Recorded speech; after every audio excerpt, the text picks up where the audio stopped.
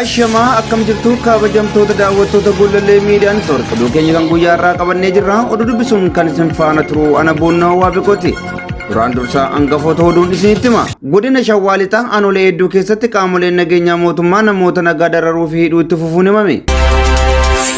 Waraanni bilisummaa Oromoo saamtota maqaa qabsoo baafatanii uummata saaman adabuun isaa dinqisiifannaa argatee jira. Walitti bu'iinsi garee faannoo fi mootummaa Itoophiyaa walitti bu'iinsa booyyee fi karkarrootii jedhame.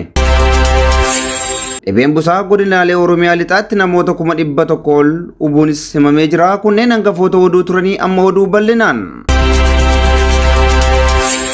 Godina Shawaa Lixaa aanolee hedduu keessatti qaamoleen nageenyaa mootummaa namoota nagaa dararuu fi hidhuun itti fufee jira.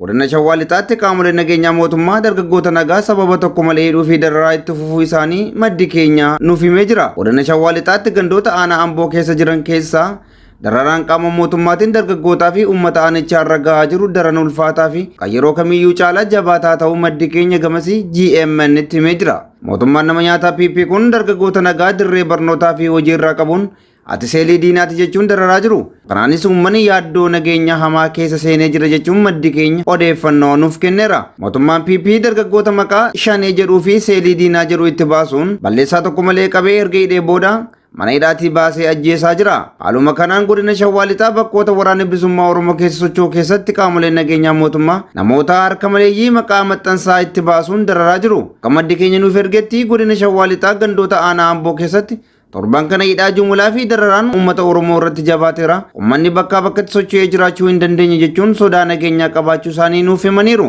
Godina kanatti maqaa waraana bilisummaa Oromoo deeggartuu fi maatii keessantu waraanicha keessa jira jedhuun dargaggoonni fi namoonni biroo hedduun hidhamanii ajjeefamaniiru. Mootummaan Itoophiyaa bifa haaraan waboo ilaalchisee opereeshinii waraanaa banuuf qophiirra akka jiru maddi keenya nuuf hime. Dabalataa oduu kanaa akka armaan gaditti isiniif dhiyeessina. Mootummaan Itoophiyaa wal waraansa akka furmaataatti amanu daaqama siyaasaa fi dinagdee mudate keessaa osoo hin bahin ammas bifa haaraadhaan waraana bilisummaa Oromoo irratti waraana banuuf qophiirra jira. Akka odeeffannoo keenyaatti mootummaan waraana bilisummaa Oromoo haleeluuf opereeshinii haaraa eegaluuf loltoota isaa gara lixa Oromiyaa fi kibbaatti geessuun kuusaa jiraachuutu himame. Loltoonni Itoophiyaa kaaba biyyattii naannoo Amaaraatti garee fi intalleessaa Amaaraa waliin wal waraanaa jiran yeroo hanqinoota hedduu qaban kana keessatti mootummaan ammayyuu yaada isaa waraana bilisummaa Oromoo qofarra kaawwachuun lola bifa haaraan banuuf jiraachuutu himamaa jira. Yeroo gargaraaf labsii barbadeessuu kan labse mootummaan kun yaadee fi karoorfatetti isaaf milkaa'uu baatus ammas bifa haaraadhaan gocha badiinsaa isaa itti fufaa jiraachuu maddi keenya nuuf eereera. Waraanni mootummaa PP guyyaa kaleessaa fi halkan kaleessaa konkolaattota waraanaa hedduudhaan gara lixa Oromiyaa fi kibba Oromiyaatti imalaa turus maddi keenya amanamaan nuuf eereera. Torban darbee ayyaana bara haaraa sababeeffachuun pirezidaantiin mootummaa naannoo Oromiyaa haasawaa taasisaniin bara kana sagaleen rasaasaa Oromiyaa keessatti hin dhagaamtu jechuun isaanii ni yaadatama. Namni kun akkasaa jedhu iyyuu malee mootummaan federaalaa garuu loltoota isaa lolaaf qopheessaa jiraachuutu himame. Gochaa fi jechi garee PP wal faallessaa fi walxaxaa ta'uun isaa immoo yaaddoo biraa uumee jira. Qaamni mootummaa kanaa ganama araaraaf qophaa'aa ta'uu ibsee galgala immoo waraanaaf qopheessuun isaa qaamni kamiyyuu akka isa amanee wajjin taa'ee hin mari'anne taasisa. Gareen beekumsa maleeyyii kun araara akka ta'uuf lolaatti fayyadamuun meeshaa erga hiikkachiiftee booda harka duwwaa gootee balleessuu akka sagantaa isaaniitti qabatanii jiru. Wal waraansi garee Amaaraa faannoo fi mootummaa Itoophiyaa olaantummaa garee tokko malee itti fufee jira. Dabalataa oduu kanaa akka armaan gaditti isinitti himna. Qaama gara masaraa mootummaatti natti dhufuu barbaadu kamuu nan barbadeessa kan jedhu mootummaan federaalaa Itoophiyaa garee masaraa abbaa kiyyaa Minilik seenan biyyattii akka fedhe kiyyaatti butucha kan jedhu faannoo waliin erga waltumuu eegalanii baatii tokko guutaniiru. Gareen kunneen amala yaada ilaalcha siyaasaa fi seenaa tokko qabaataniyyuu maddi rakkoo walitti bu'insa isaanii garuu masaraa mootummaati. Gareen faannoo saboota hangafa biyyattii Qimaanti, Agaw, Oromoo fi kanneen biroo xureessaa fi abaaraa abbaa barbaade immoo mana isaa irratti gubaa mataa irraa muree baatee ittiin dhaadatus lafaa fi qabeenya namaa saamee fudhatus masaraa mootummaa bira waan hin geenyeef mootummaan biyya bulchuuf yaalaa jiru garuu ajandaa godhatee hin beeku. Abiyyi Ahimad samiirraa kan nuuf dhufe ergamaa keenya inni sombaa argansuu keenyaati jechaa kan turan gareen fiinxaleessaa Amaaraa kun ergamaan isaanii akka isa yaadanitti saboota isaaniin barbaanne kanneen Tigree fi Oromoo balleessuu fi waan hin dandeenyeef deebisanii ijaa fi adaamii walitti ta'uun gaaraa fi magaalaa keessa wal kaachisuun meeshaa waliif qoodaa turaniin wal fufaa jiru. Gareen faannoo Amaaraa magaalota gurguddoo hedduu to'adheera jedhus mootummaan isaanii durii immoo magaalaa harkaa baafachuun baadiyyaatti isaan gadi buuse gaarreen kaabaa tulluuwwan dhedheeroo keessa isaan kaachisaa jira. Torban kana qofaa magaalaan Gondor yeroo sadaffaaf wal waraansa garee machaa'oo kanneen kan waadamte hoggaa ta'u Uummanni siviiliin lolicha gidduutti miidhamuu dhaabbanni mirga namummaa hedduun ibsaa jiru. Halkan garee faannootiin guyyaa immoo garee mootummaatiin kan waadamaa jirtu magaalaan Gondor walitti dhukaasa yeroo muraasaaf turuun goolamuu malee hireen ishee abbaa tokko jalatti murtoofne. Gareen faannoo magaalota akka Daamoot, Cacao, Qwaaraa To'adheera hoggaa jedhu mootummaan biyyattii moolakkii simbirroon faannoo fakkaatuyyuu achiin hin baane jechaa jira. Walwaraansi naannoo Amaaraatti taasifamaa jiru walitti bu'iinsa booyyee fi karkarrooti malee walwaraansa garee yaada faallaa qaban gidduutti adeemaa jiru miti jedhame.